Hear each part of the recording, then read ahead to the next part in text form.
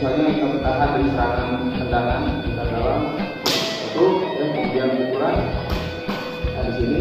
Nah, ketika di sini itu mungkin kemarin masuk pukul, dan sekarang kita aplikasikan dengan teknik lanjutannya, misalnya pukulan di sini. Kemudian di sini masuk tendangan, tendangan samping. Di sini tendangan samping. Pukulannya satu.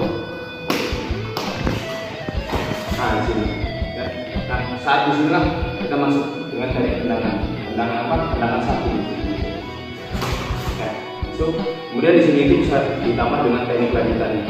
Jika masuk tendangan samping, ya, bisa ditambah dengan tendangan belakang. Ya. Perhatikan satu. Nah, itu tendangan belakang. Jadi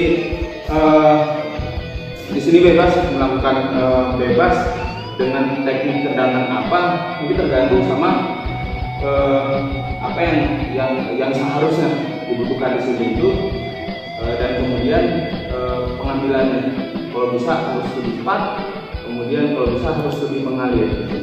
Contoh misalnya berdasarnya yang tadi satu, ya di sini satu, pastikan jarak karena kita main tendangan. Jadi ketika kita masuk dengan teknik tendangan itu, pastikan jangan terlapat di sini. Nah, tergantung sama gerakan sebelum tendangan itu. Jadi ketika mukul seperti ini, kalau misalnya kita kasih sikut di sini, kasih sikut, jadi rapat, posisi kita rapat. Ketika posisi kita rapat ini, kita nggak susah untuk melakukan teknik tendangan di sini, karena posisi kita rapat. Kemudian kenapa harus tendangan? Mungkin lebih mudah untuk melakukan pukulan di sini. Makanya di sini harus kasih jarak dulu. Ini satu, saya di sini mau melakukan tendangan, jadi saya harus memberikan jarak di sini. Ketika, nah di sini, ya.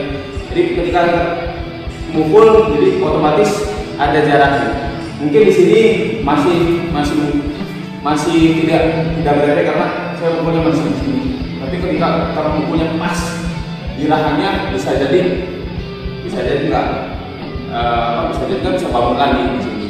Artinya intinya ketika kita masuk pukulan itu harus ada jarak. Ketika mau masuk dari tendangan itu harus ada jarak di sini, jangan terlalu dekat. Jadi kasih efeknya di sini. Kita pukul, ya, efeknya mundur ke belakang, kemudian sudah ada jarak di sini, kemudian masuk dengan teknik tendangan. Jadi masuk, ya, kemudian masuk dengan teknik lanjutan.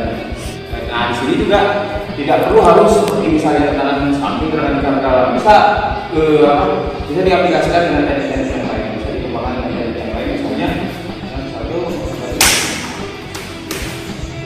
masuk di sini, bisa lingkar dalam, bisa lingkar belakang, bisa tendangan lingkar belakang. Jadi ini mungkin lebih pada kapan saatnya, kemudian dengan teknik apa di sini. Nah, yang penting cepat, itu penting. Jadi ketika masuk, satu, di sini harus ada gerakan yang mengalir di sini. Nah, satu, misalnya ini sebenarnya bisa sambilan.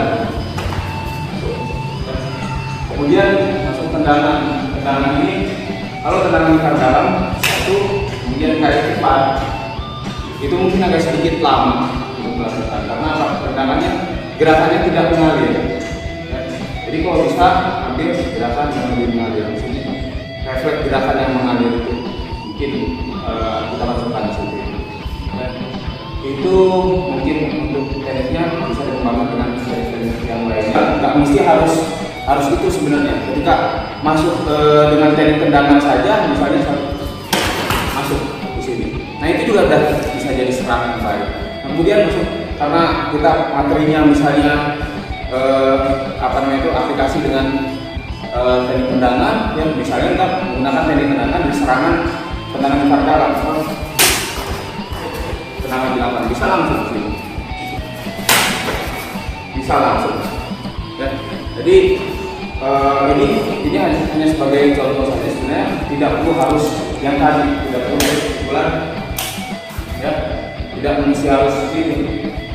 Tapi di sini juga bisa kita kembangkan sini, misalnya dalam ya, ketika ini pukul-pukulan bisa masuk ke sini, kemudian kasih jaraknya sini, ya. Kasih jarak. Nah disinilah apa gerakannya. Kita lihat di sini. Masuk, kasih lagi, masuk ke sini. Ya, nah itu bisa dikembangkan sendiri. Jadi mungkin itu saja untuk video kali ini. Tonton terus